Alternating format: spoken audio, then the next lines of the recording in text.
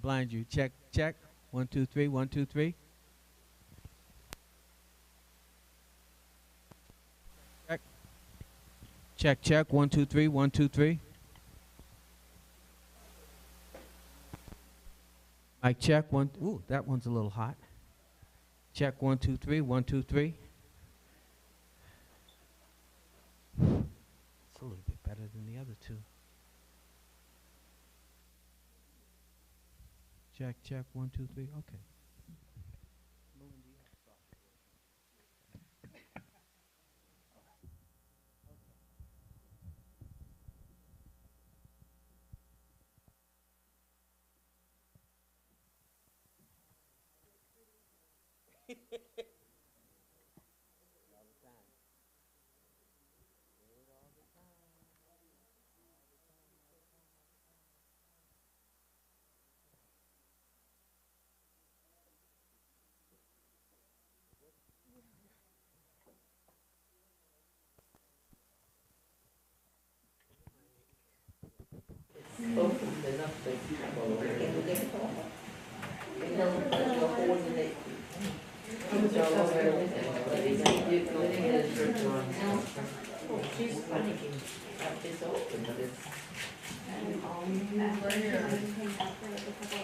Okay, we're going to let the magic happen.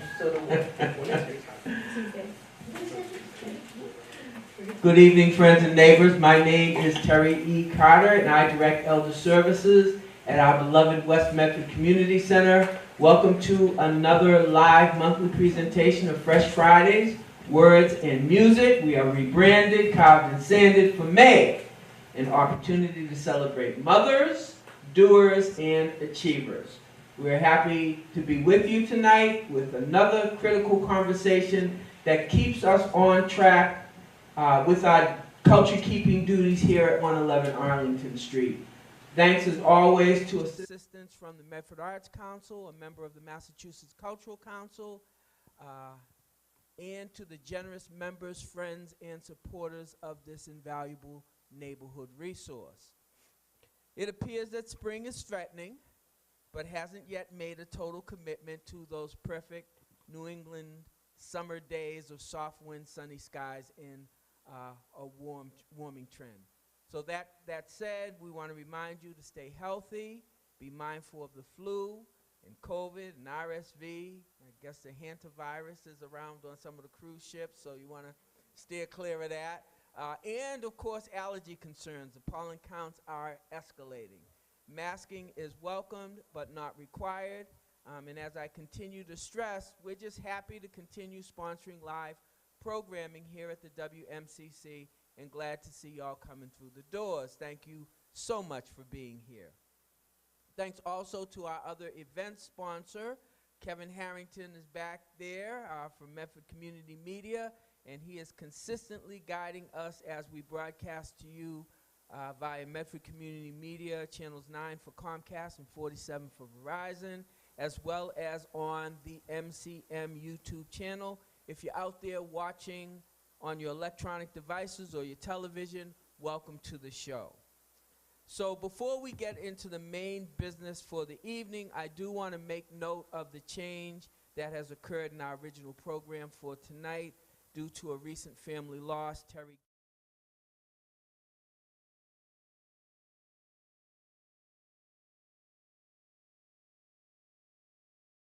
will certainly bring her back when the timing is right. Last month, we were able to educate and entertain with Stephen Smitty Smith's The Elephant in the Room, a growing small business centered on exploring conversations about race and social justice. We also had a musical nod to Poetry Month with The Ally Project, featuring yours truly, along with Jonathan Fagan, Greg Toro, and Gordon Engelgau. If you missed it, look for the show on Medford Community Media's program archive or on their YouTube page. It really was a heck of a show. We've got some more great events coming, including the 2026 Jazz Festival in August, so stay tuned.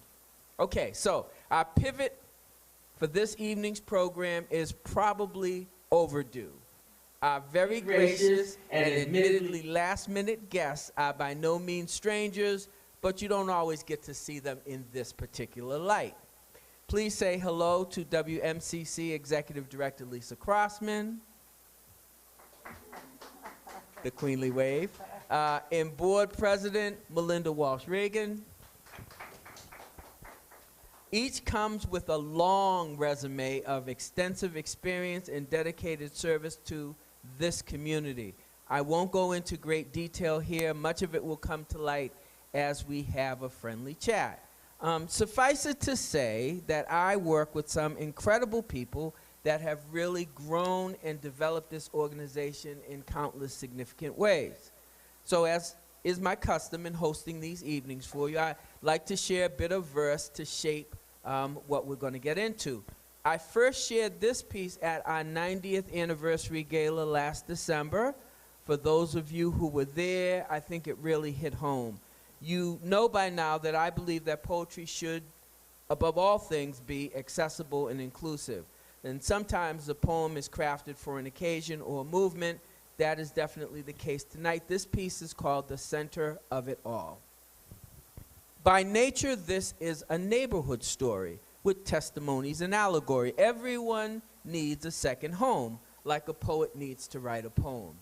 The men of the village made a pact to turn their vision toward actual fact. It may have started as just for the brothers, but the notion grew to a place for others.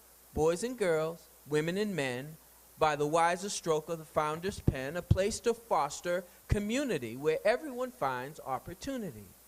So now we're here, 90 years young, climbing the ladder rung by rung. We celebrate our local leaders, artists, scholars, and garden seeders. It hasn't been easy, to that we admit. In every peach there is a pit. We've had to fight to stay alive. Before you advance, you must survive. From that old army barracks at 111, the present address almost feels like heaven. The seniors gather to lunch and meet. They exercise on tired feet. The kids come in right after school. They try to be so very cool. Cell phones and computer time after they make their snacks and slime. The energy is quite contagious. Behavior borders on the outrageous. We try to take it all in stride, or maybe just make them go outside. That's the game we used to play at Duggar Park back in the day. We've worked to bring that notion back for beige and brown and white and black. So now we're here at 90 years young, still climbing that ladder rung by rung, staying strong through partnership, serving the people that others may skip. WMCC for short, proud and strong is my report. We'll open the door and turn on the lights to one of Medford's historic sites. Charity begins at home. Find your wallet while I write this poem. You may also write a check. I digress, but what the heck. We need the money, but even more, we want to see you come through the door. We want to see you on Friday nights with words and music that offers delights. We want to see you come for lunch, not only when Ketley dresses things up and Norma serves cheer in a festive cup. We're a place for history, culture, and arts in a great neighborhood of loving hearts. We started the journey in 35. So many folks no longer alive. But you're still here, so make it count. And don't let us fail for any amount. Let's still be around in 10 more years. 100 through all the pain and tears. We celebrate with you today, but make a promise not to stray. Gather your tribe and make a pact. Don't let anything hold you back. This neighborhood has certainly changed. Much that we knew has been rearranged. Maybe you own, you may be a renter, but everyone's welcome here at the center. Good, good, good, good, good. Very good, very good. Okay. So now that the table is set, let's talk about it with my esteemed colleagues in this beloved place we call home. Lisa, what is your original connection to Medford, and what other places have you or do you call home? So my original connection is through the Colemans who lived on Harvard Ave. Okay. And their daughter, Danny, well, Danielle, she's my best friend. Met her in college out in Central Mass over at Fitchburg State College when it was that. And started coming out here on weekends and went to basketball games. I think we came to July 4th celebration in the back, and we used to walk the streets at night, and Yeah, that's everyone not was out. Is that the way you want to say it? Yes, because there's a lot of walkers here. Yes, so I you know, know what I I'm know. talking about. Yes. Yes. So just, going out for a stroll, seeing what's going on, saying hello to whoever might be out. Yeah. And that's when I got to know names, streets, and things that were going on. And yes, she's still my best friend. This is, 30 years later now? Her family is my family. And so Medford is a special place for me because the people I love are from here. And then, so for me, home was, I grew up in Central Mass, so Leominster was where I grew up. Moved to Lunenburg, Whalen Park, if you know, you know. Yeah. We used to have our church picnic there at Whalen Park. So that was home. And now we call Malden home. We love it. We've been there for just about 10 years now. Love it. In Maine, Wells, Maine, we would also call home.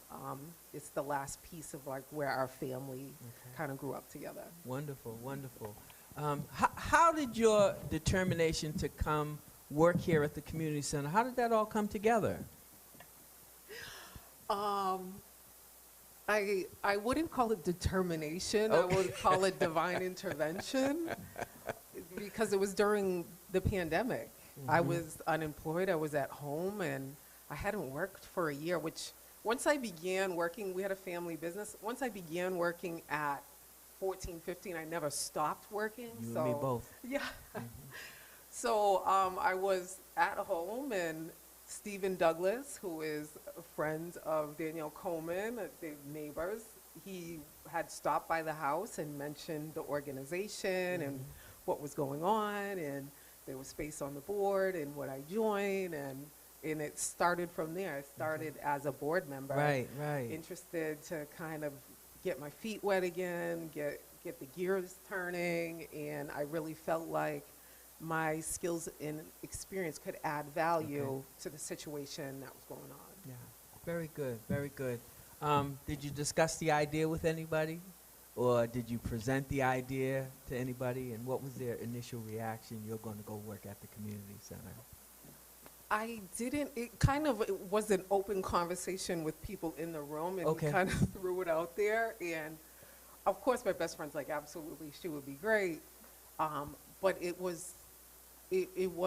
wasn't my plan. I had an intention of doing my own business, and I had been planning that, and that was the plan.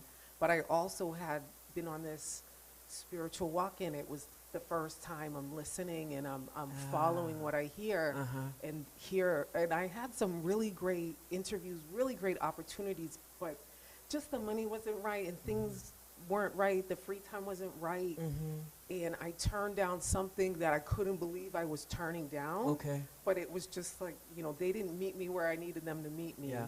And I didn't know what I was going to do. And then here comes Stephen All moving right. through the door. And here comes this opportunity. Yeah. And it started out as just a board opportunity, but some things had gone on in the organization, and the executive director had to leave quite quickly. And I said I would fill in, and she left on a Friday, and I said I'd be there on Monday, and I'm still here. Okay, yeah. I know that story very well, as a matter of fact. But you said you used the term divine intervention. I would definitely second that notion, because it was a divine intervention for you to come and work here. I really believe that.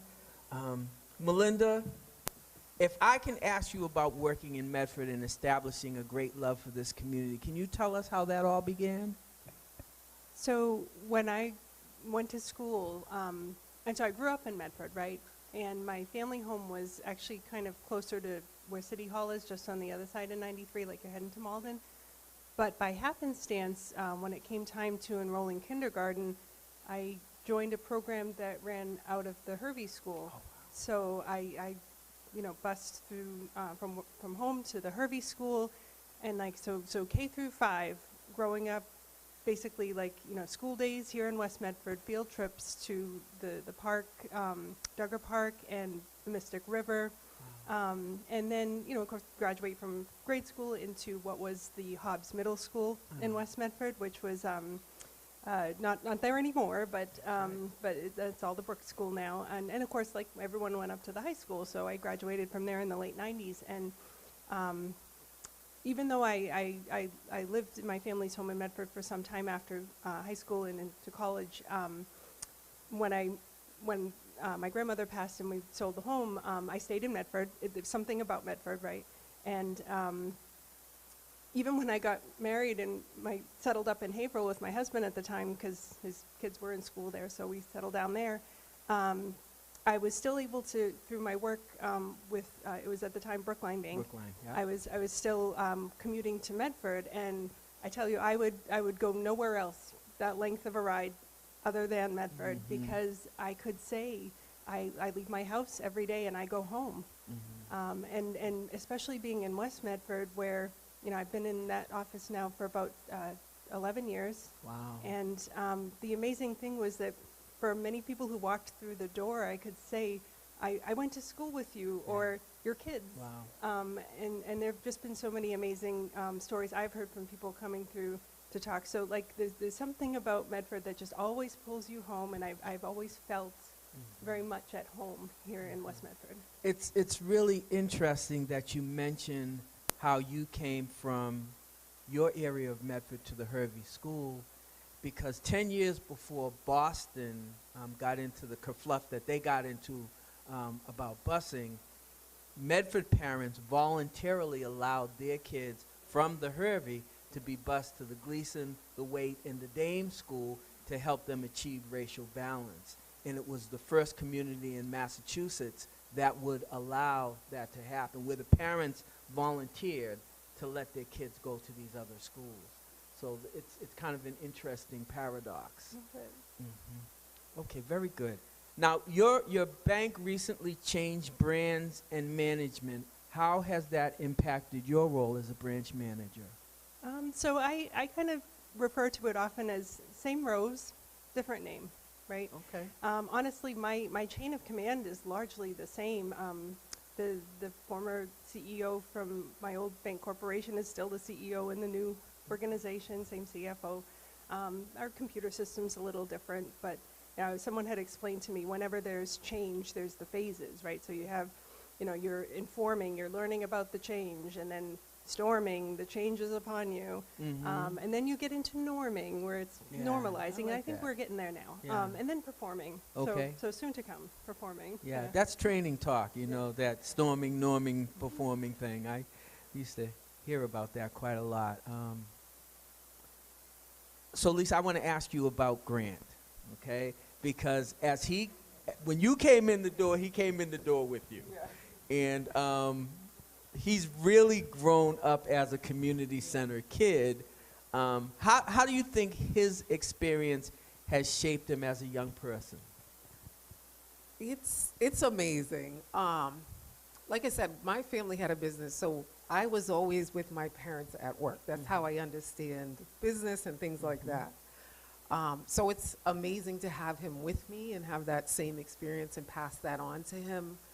But being here, I always tell the story about when we went to Florida. And when we were visiting my mom, it was a senior community, and he was the only child, and he went down to the pool. I let him go with his great aunt, and they said, Lisa, Grant made so many friends.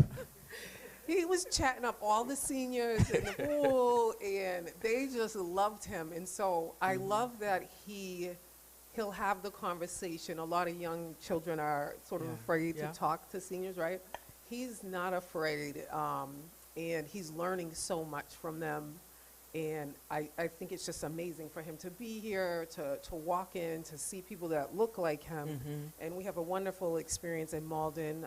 He goes to Chevrolet School, and the same thing there. He's at a super diverse school, and it's just, this is the education that you dream about. Like, there's intergenerational, Yeah. it's interracial, it's just everything, and I'm just so blessed to be here. He is turning into a wonderful young man. He's a little scamp, but good fun. And Yeah, good the fun. older men teach him that. Like Cecil Fury would teach him good trouble. Yeah. Yeah.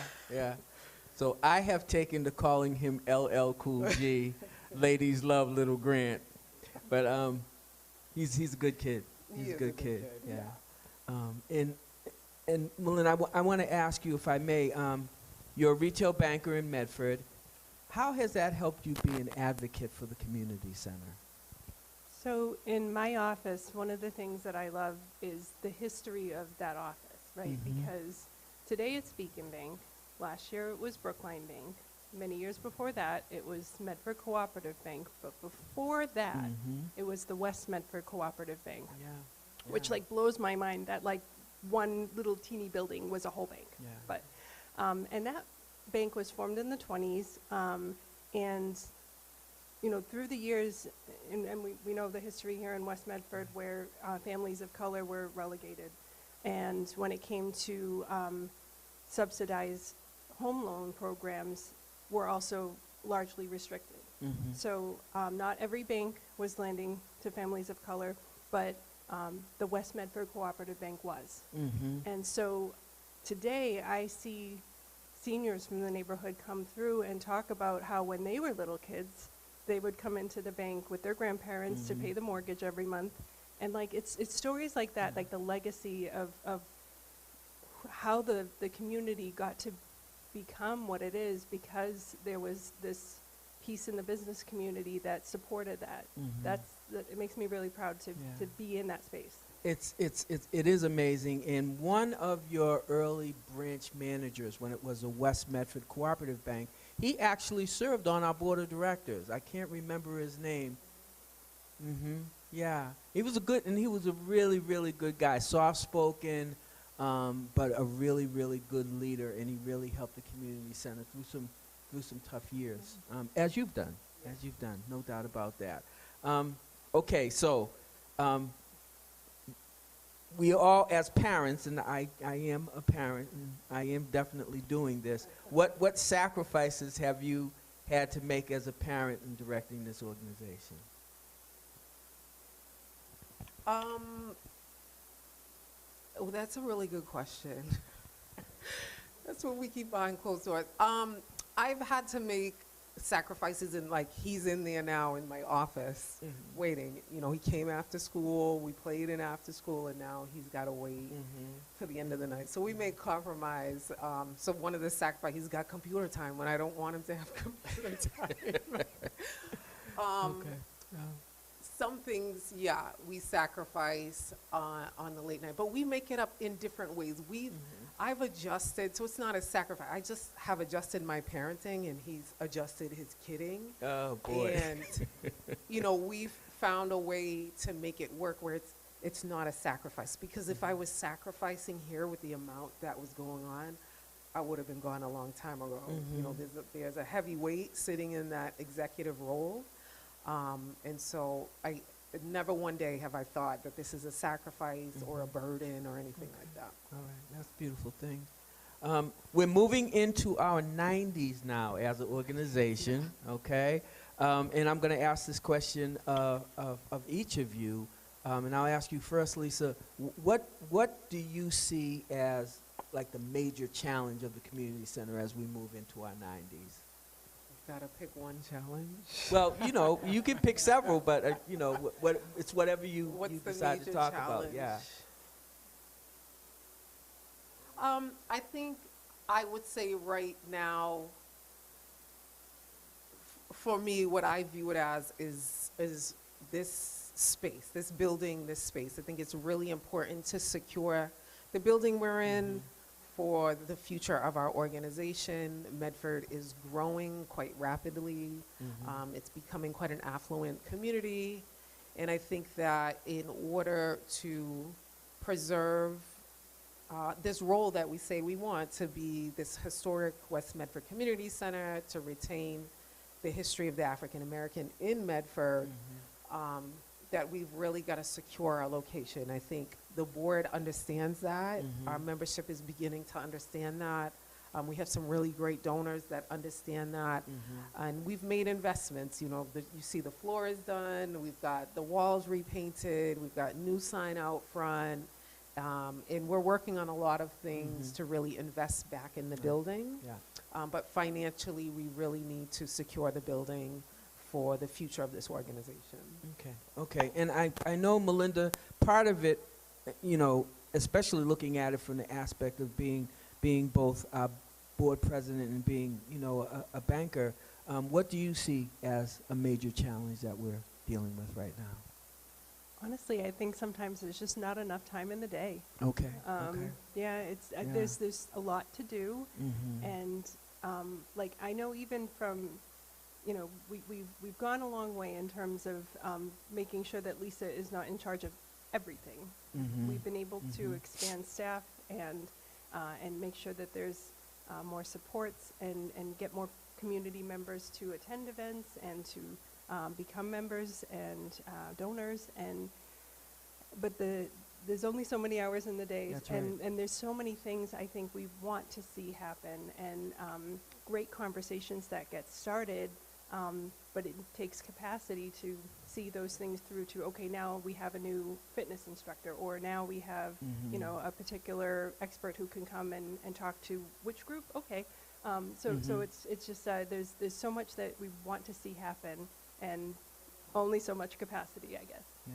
Yeah. All right. That's a good assessment. That's a good assessment. So on the flip side, what are some of the major opportunities you see us having? I think the opportunities are countless. We say this all the time. Yeah. Like, we don't suffer for a lack of ideas. We definitely don't suffer for a lack of ideas. So I think there's a lot of opportunity, especially in our after-school program. We have a wonderful group of children. We have wonderful families that come.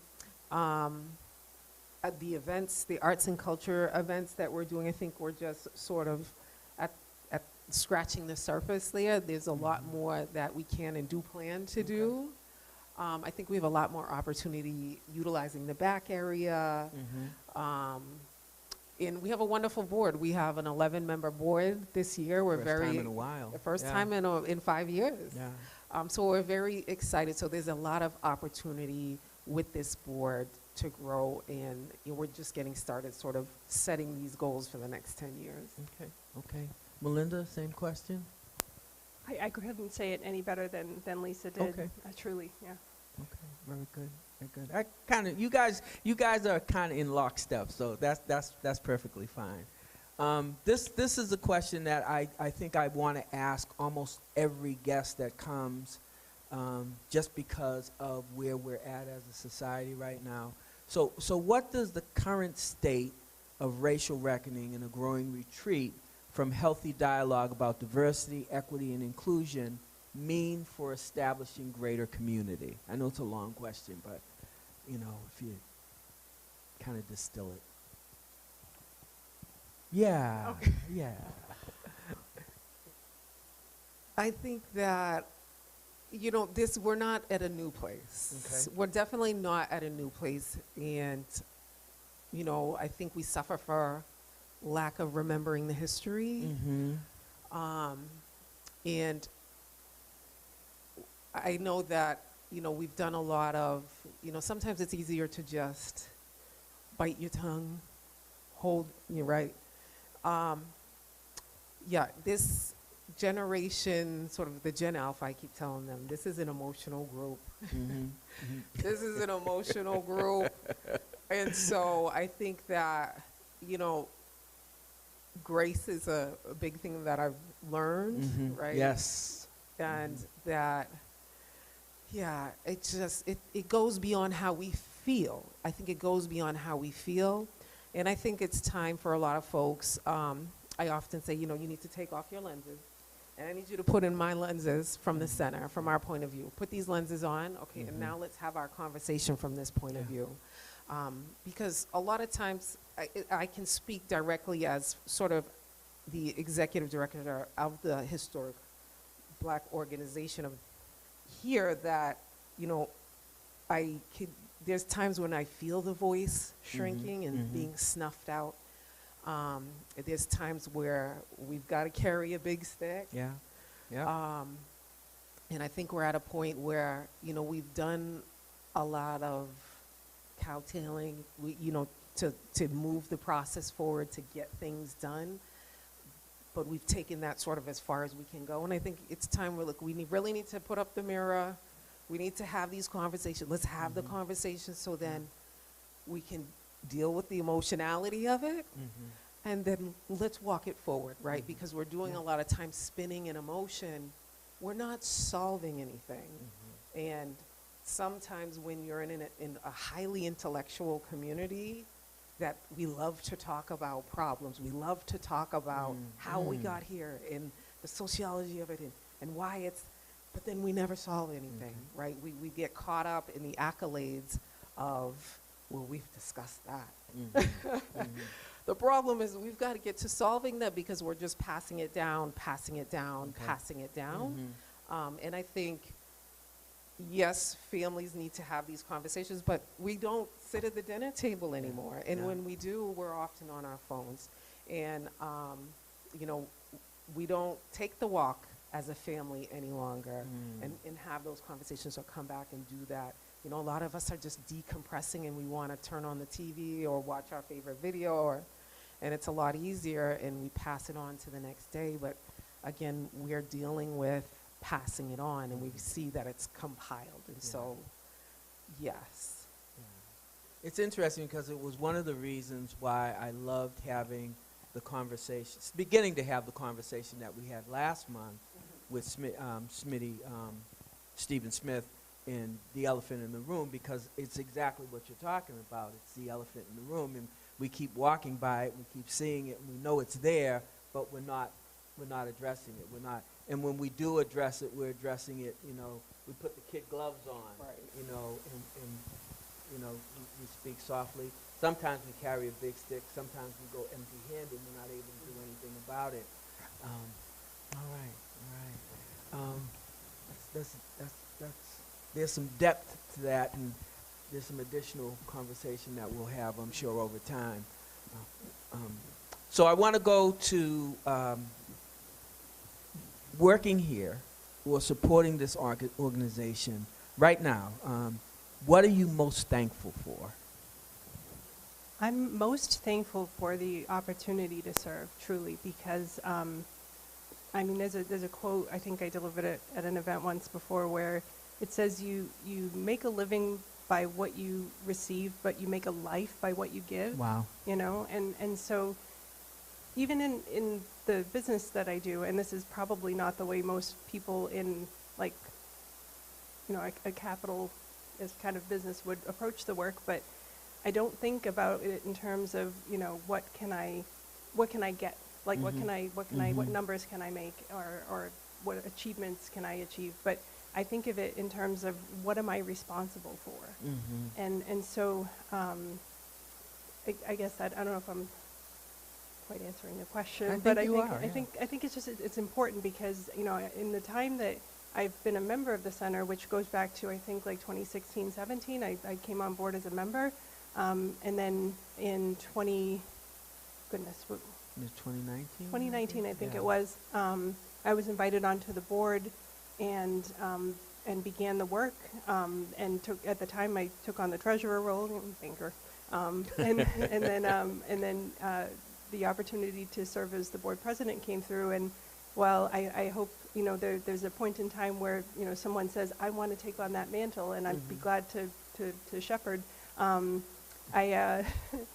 always want to be a support, you know, to this organization. So whether that's attending events or monetary donation or showing up to volunteer to do yard cleanup, or, you know, bring my husband down to help with the IT support, or to buy a brick for the brick installation. Yes.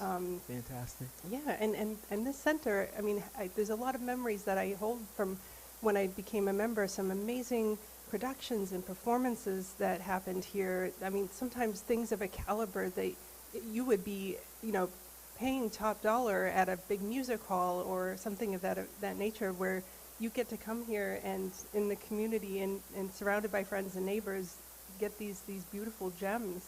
And so there's just been so much that I'm thankful for here, truly. Good. Very good. Same question, Lisa? Yeah. Yeah. I am thankful for all the people that I get to meet. Mhm. It would be easier to get my job done if I just came in and shut the door. But that is not what membership is about, and that's not what community is about. So I've gotten to know so many people, and I know intimate details about their life and their children and their grandchildren and their great-grands. And even when people are having a hard day, they know they can come into the office. Yeah. If they need a resource, they come into the office. They understand they'll be handled with respect and care and privacy. So I'm grateful to know a lot of these people who are on the wall, to know their stories. They've touched my heart. They've touched my family. And that's what I'm most grateful for, to come to the table at the board meeting and see them getting things done and what should we do next and working with you. And yeah, everything is just great. The kids, working with the kids, I swore I was done with it. And then every time you get away, they drag you back in. But it's a great group of kids. They have a lot of energy, and it's just like wonderful. In every day, I'm thankful. Very good. Very good. Okay, so couple quick things before we close down. Life at the WMCC, that's how I term it. What is always funny to you? Life at how about West Medford in general? But what's always funny? The seniors are always funny. The seniors are always funny. We would have a hit. We would have a YouTube sensation. Oh, no doubt about it. Yeah, Yeah. absolutely, absolutely. With yeah. the shenanigans, the conversations, I never knew that life in your senior years could be so fun. It could be so funny, that you could still be fit. So that is always so funny to me, and how similar the seniors and the kids are. With their cake and ice cream, again, being loud and rowdy, having to ask them to leave. Maybe you got to get the seniors' kid to come and get them, and the kids, you got to get their parents to come and get them. So there's a lot of similarities and through lines there that I love. Whole bunch. Yeah. Whole bunch. Okay, Melinda, life at the WMCC, what never ceases to amaze you? The way people come together and offer help, whether that's like a helping hand or a needed item, a service, a dollar. I mean, these are all. It does amaze me that I mean, and I shouldn't be amazed because it's an amazing community, right? That there's so much support for the center, and you know, we wouldn't be here without the support of our members and neighbors. Absolutely, absolutely. Okay, easy one, maybe. Life at the WMCC, what sometimes keeps you up at night? Nothing. Nothing keeps me up at night. I swore when I came into this job, I wouldn't take work home like that. I wouldn't be stressed. So I often say my help comes from above. So Hallelujah. I don't take anything home, and it doesn't keep me up at night. Okay. I love that answer. I really do. I really do. I probably expected something different, but I really do love that answer. Life at the WMCC, what keeps you up at night? Honestly, it's my brain playing a jukebox at 3 a.m. No, I will tell you, I actually had a dream, and I told Lisa about this. I woke up kind of in a panic after having this dream. My dream involved, I was here at the center, and I was sitting at a board table, and there were people there that I was supposed to know. They were officially like the new people in charge. And like I was like, where's Lisa? Like, is Lisa even here anymore? Like, what happened? Oh my goodness! And then their question to me was tell us about this expenditure that happened in 2008. And I'm like, I wasn't even here. I don't know about. And I woke up and I was in a kind of in a panic. I was like, Lisa, oh my God! And I was like, wait, no, Lisa's still here. Everything's okay. But I mean, because we're in good hands here. Yeah. We're in really good hands here. So. I love that. I love that.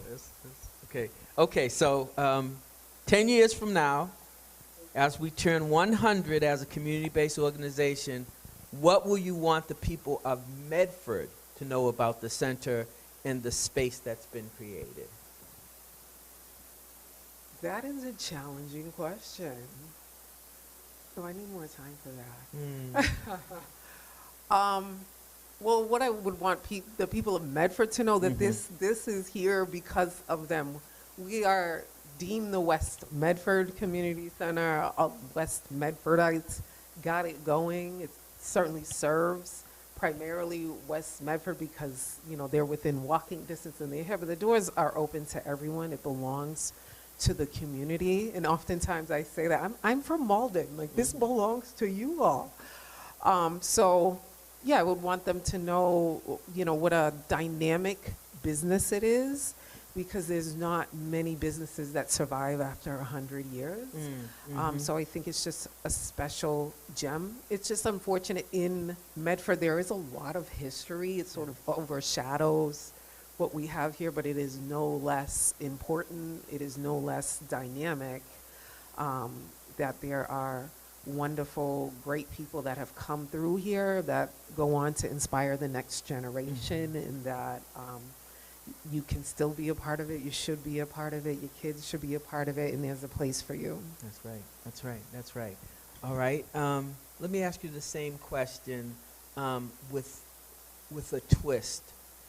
As someone who grew up in Medford and saw both sides of, you know, of Medford, so to speak, what would you want the people of Medford to know about the community center at 100 years?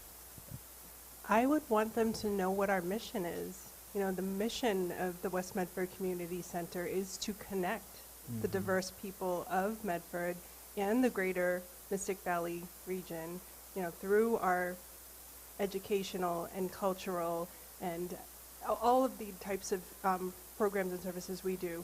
So that's what I would want people to know. I love that. I love it. Very good. Very good. Okay, what would people who are just meeting you for the first time be surprised to learn about you? Oh, gosh.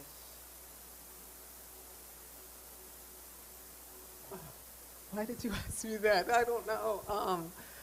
They would be surprised to know that I love basketball. I was a tomboy. Like, I was never a girl who put on, like, matching clothes and jewelry and things like that. Like, played basketball all the time. 1 year in high school, I wore shorts. And it was like that blizzard we had in April. But I dug down and I wore those shorts because I didn't want my parents to be right. Yeah. So I love basketball. I'm a coach at heart. I've refereed. I've been a basketball official for over 10 years. Coached boys basketball primarily in Fitchburg. Did AAU basketball, traveled a lot, had a lot of young folks go on to do big things in college. And so, yeah, I think people will be surprised. Yeah. Now, see, that's exactly what I thought you might say. That's what I would have said about you. Well, you is know that me. Yeah. You know, y'all don't know Lisa. Lisa's a little bit of hoop. game. She's a hooper. You know, she can go left, you can go right. You know, don't get it twisted. You know, she could play, right? Yeah, I learned my lesson a few years ago. I used to play with the kids all the time. I had a gym in Fitchburg, and I used to play all the time and take them one-on-one, and trying to beat Lisa was a thing until one year I had one kid. We trained him up so good. This kid crossed me up so hard. Goodness. My knee buckled, and the whole gym went crazy. And I said, never again. On you, huh? Never again. Yeah. That's fantastic. Melinda, what people meeting you for the first time, what would they be surprised to learn about you? So I was not into athletics. When I went to school, marching band was my sport. Oh, Right, okay. so I'm a musician, still today. I grew Medford Public. I started in middle school playing the clarinet, Oh my goodness. And as I went up through middle school, high school, all involved in the bands and the orchestra, even in jazz band, where they actually didn't need clarinet players, but they did need trombones. So they said to me, another kid who played clarinet and a girl who played the flute, you're the trombone section. Oh my goodness. So got to pick that up. And then all through college, I actually went to school and got a degree in music. And here I am, 21 years as a banker, right? But and I still, to this day, I play in a community marching band, and we do a lot of the festivals in the North End where they do the processions with the saints and stuff. So Shoot, I would have told you to bring your clarinet. You could have played with I'm good enough for community marching band. I am no virtuoso. Oh, it's fantastic. Okay, so I want to give you both a last word. What would be your parting thoughts on the evening, Lise? I would just say, I would want to say I'm very humbled by the community that I've experienced here. That has kind of been a through line in my career. And so it's special to come to a place that's sort of already established and trying to rebuild and rebrand. But I'm very thankful to all our donors, our sponsors, our members, many who are in the room. To, Tufts University, the City of Medford, Mystic River Watershed, right, Association, right. NAACP. Yeah. This is a place where you don't get much recognition, right? There's a lot of work to do. Yeah. And everybody does the work. And if you're coming to help, if you're coming to get accolades, this is probably not the place to come. But with that being said, I want to make sure people know that we are very grateful for them. We are so thankful for them. We're doing a better job of recognizing folks, but it's kind of like you come here and do the work. Yeah, we all do the work. But yes, thank you to our donor sponsors. Our board emeritus, Rachel Tanner, who's out there. Our board members who are not here, they've been fantastic. And so, and you, Terry. Terry carries a great weight of this center as well, day in and day out. And so I'm very thankful for you as well. We're trying. We're trying. What about you, Melinda, your last words on? So I want to tell people or ask people, don't be shy. Like when it comes to, especially when it comes to, if you're wondering, like, how can I support? Because if you do or don't have dollars in your own pocket, that doesn't mean you can't help, right? That's maybe too many double negatives. But it's all right. Like, I'll give an example. When there was a little bit of a pinch at a point in time during the calendar year where just all the bills have to be paid at that point in time, I reached out to friends and family, and I said, get creative.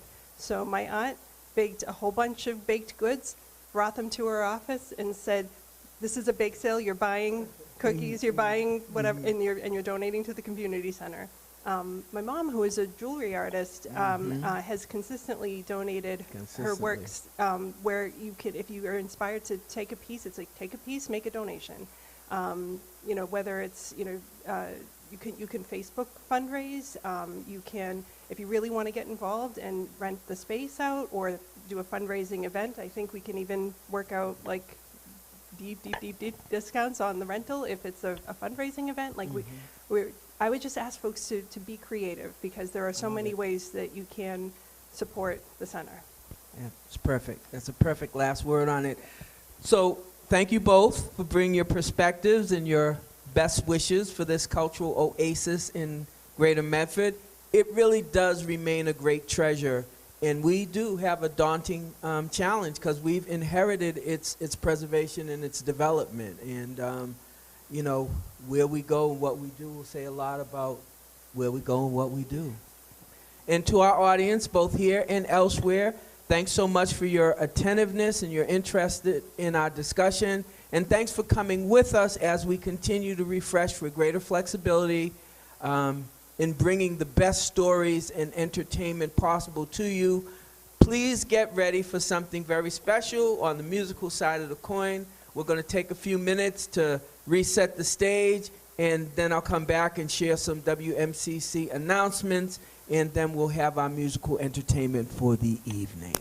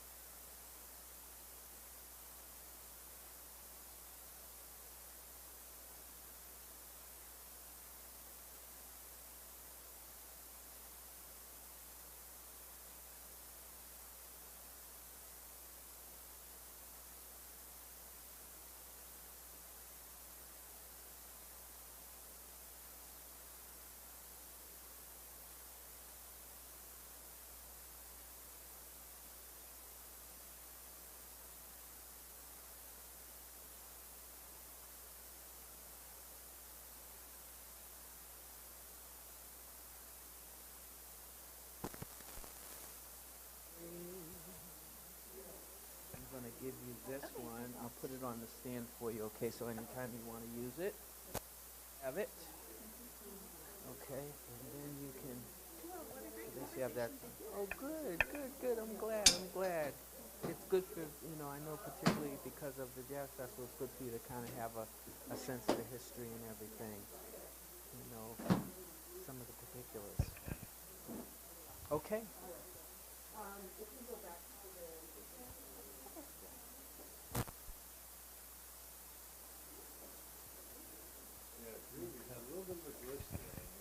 There was a little bit of static at the very beginning, but Very good. Okay, good. so yeah, let me know. I'll try.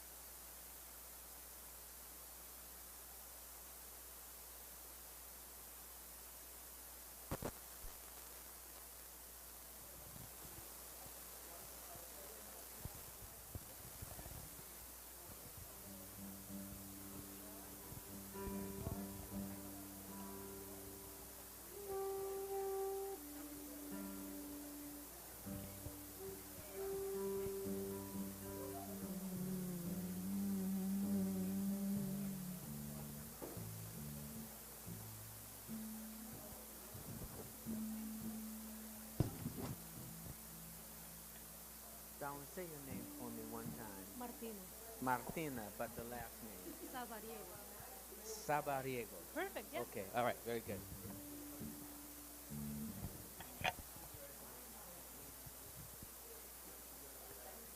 All right.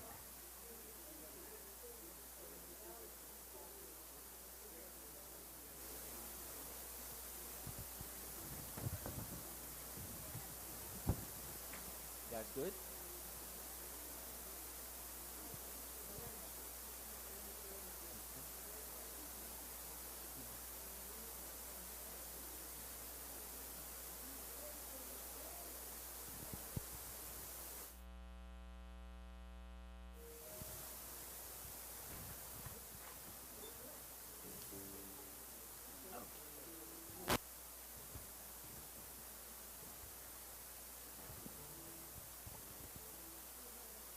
All right.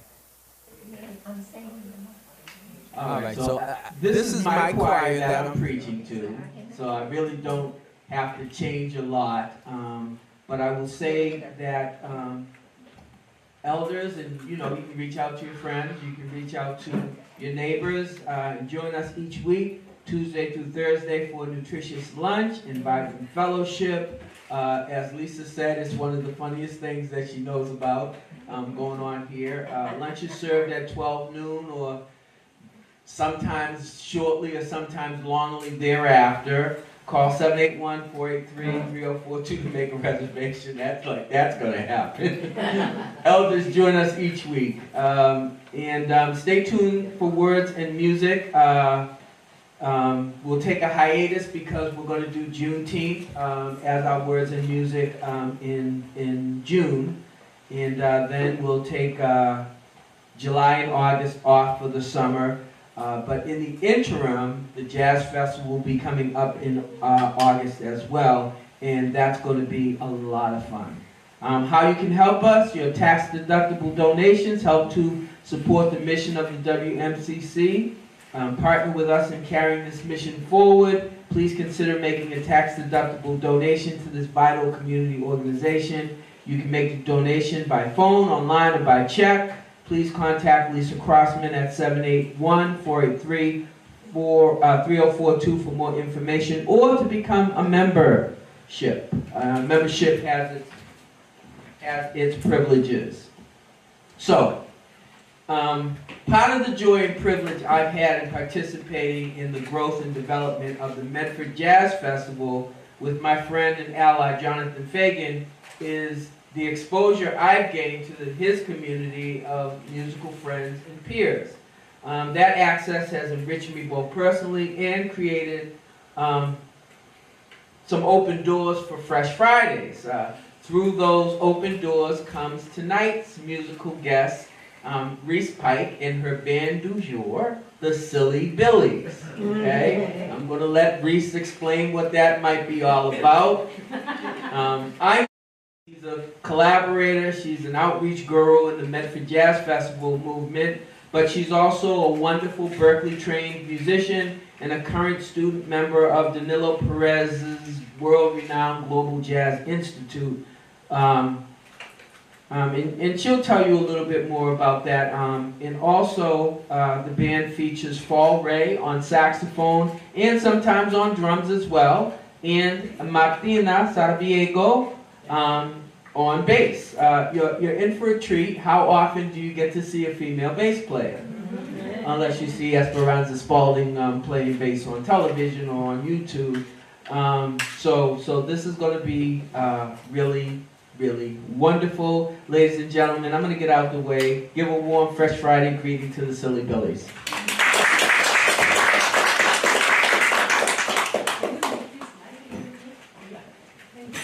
You want it up? Yeah.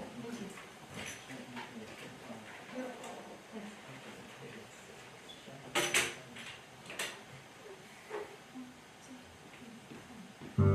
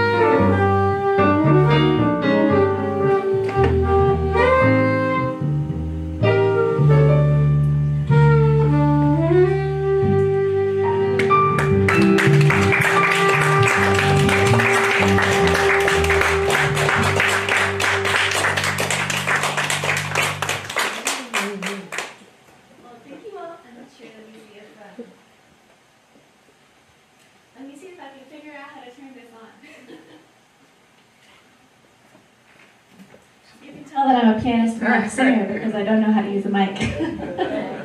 Well, thank you all so much for having us tonight. We're really, really excited to be here.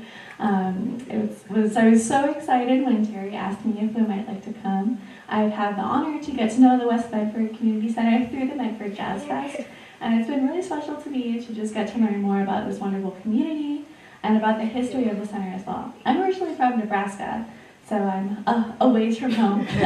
And so is this whole group, because Sofal is from Las Vegas, and Martina is from Valencia, Spain. So she's a little bit farther than the rest of us. So tonight we'll be sharing with you, we started off with a tune called Autumn Leaves for Terry, one of his own favorites, and a tune we love to play. We're going to share with you next some of our own compositions. As Terry mentioned, we're all students right now in the master's program at the Berklee Global Jazz Institute, and so we've been exploring a lot of global music influences, and so you'll probably hear that in some of our next pieces. Our next song is called Vivo en el Olvido. I majored in Spanish in undergrad, and so I am now very happy to say that I am bilingual, and my project combines some influences from Mexican bolero, so we hope you enjoy this next piece and hear just a little bit of that.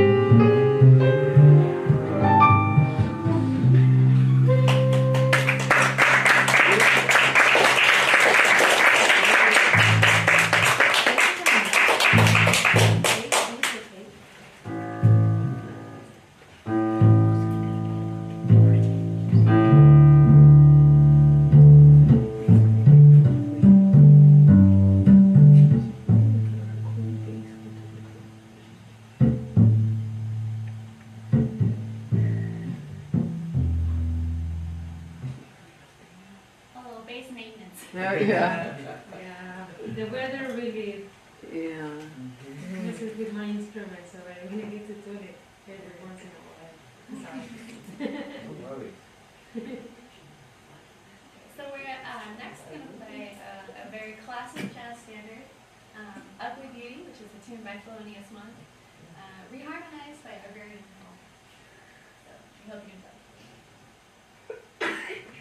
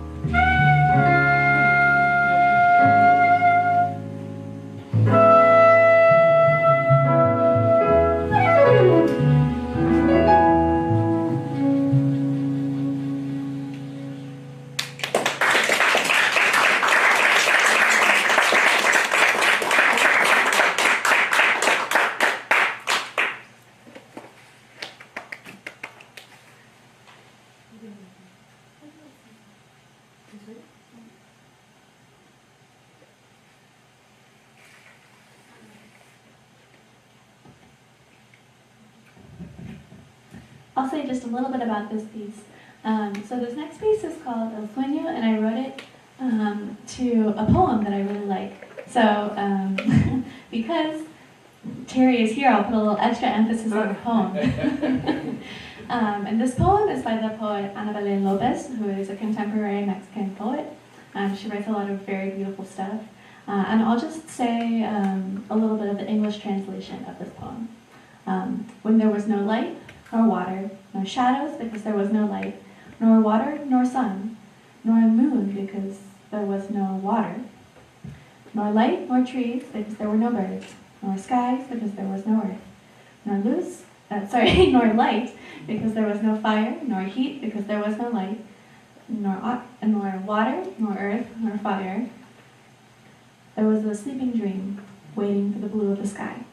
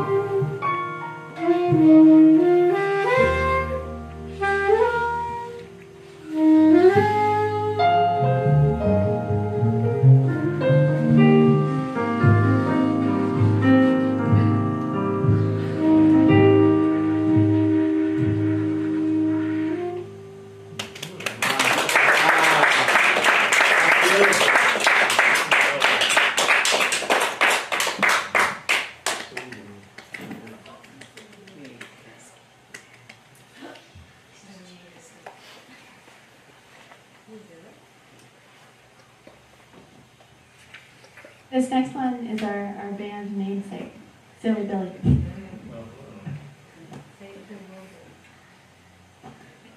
And it's written by Fall, the silliest Billy of them all.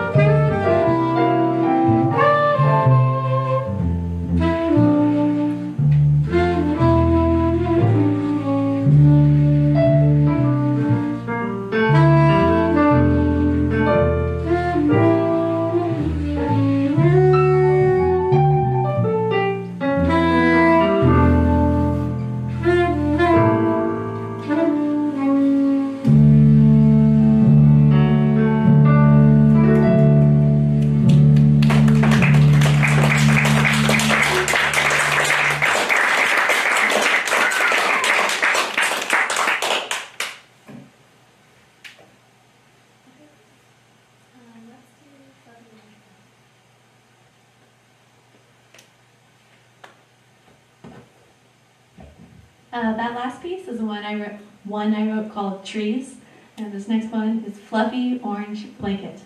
And we hope you might feel a little bit sleepy.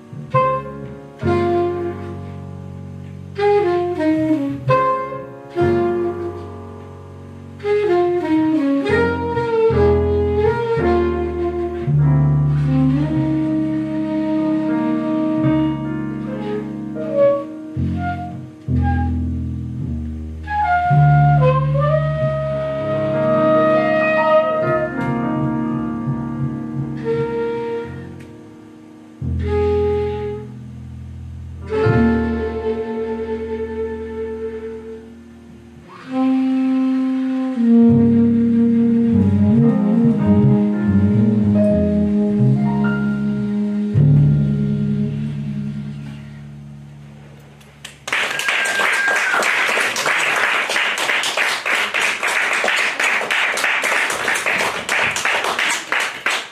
you all so much. We have one more tune for you today. Again, this is Fall Ray on saxophone, Martina Salvego on bass, and Reese Pike on piano. And you can find us over at Berkeley at the Global Jazz Institute.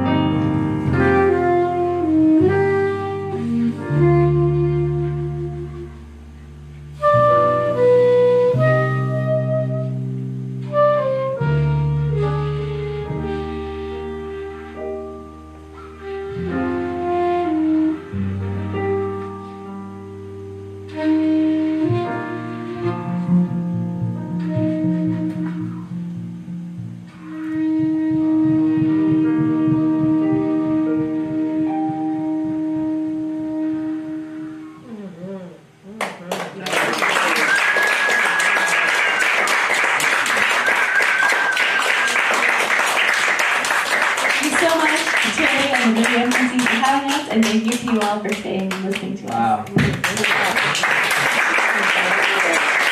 Okay, so my first observation is that it's kind of a misnomer, the Silly Billies. It's a wonderful name, and but y'all are very serious. Serious musicians, serious jazz players, and wonderful music, and we're just really, really happy you decided to share it with us tonight. Reese Pike, Paul Ray, Martina Sabriego. If you listen really closely, you could hear Martina singing to her bass. Yes. I really love it. It reminds me of Errol Garner when he used to play the piano. He'd sing to the piano while he was playing. So, really, really lovely.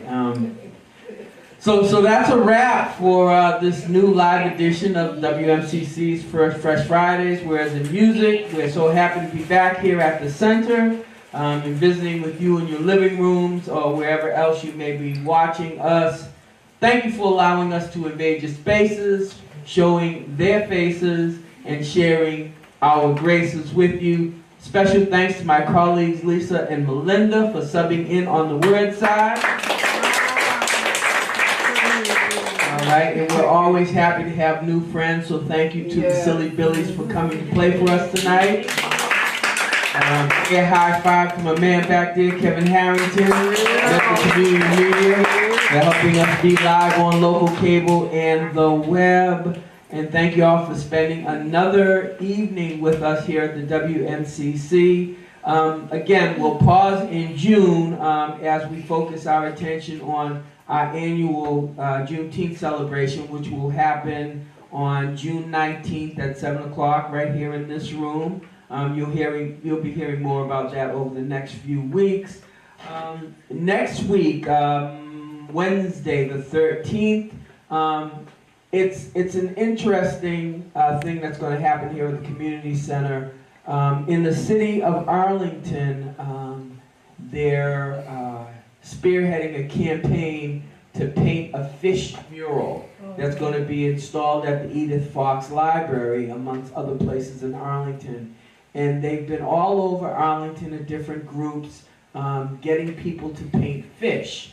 They give you the fish, they're actually metal fish with a coating so that they can be painted on, and the groups paint the fish, and then the fish will all be installed on this fish mural.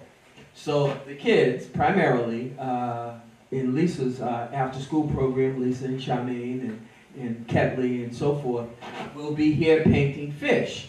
Any of you that would like to come paint a fish are welcome to come by, and if you can stand the noise, girls rock your boys, we get wild, wild, wild. You can come and paint a fish with the young people on Wednesday. And that's about it in terms of stuff that we have happening in the immediate future. But before we fade to black, here's one more reminder about what you can do to help us. Your tax-deductible donations help to support the mission of WMCC. So partner with us in carrying the mission forward.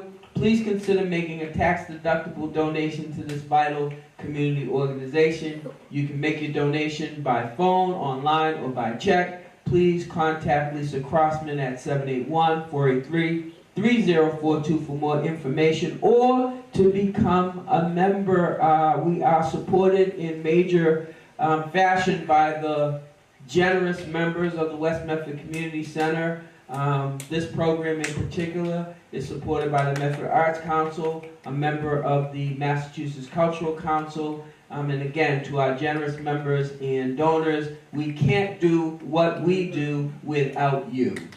All right, so y'all ain't got to go home, but you got to get the heck up out of here. We've been glad to have you sitting in with us tonight. Thanks once again to the Silly Billies, to Melinda, and to Lisa and Grant's back there saying, hey, what's happening? Y'all have a good night and come back again soon.